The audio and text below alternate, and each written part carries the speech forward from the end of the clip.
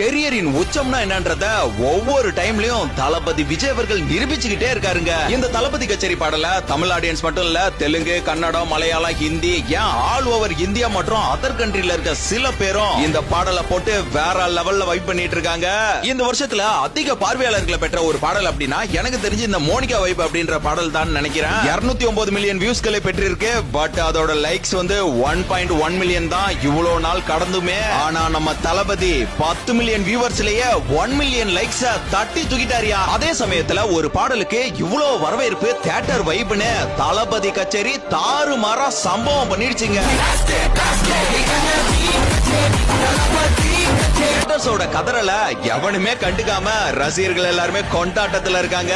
இதுக்கப்புறம் இந்த சினிமா வேணான்ற இவர் போட்ட ரூல்ஸ் திரும்ப வரன்னு இவரே பிரேக் பண்ணிட்டு வந்தார்னா, அவன் போட்ட ரூல்ஸ் அவனே பிரேக் பண்ணிட்டு வந்திருக்கானா, அவன் மூச்சிலேயே முடிச்சிருவான்.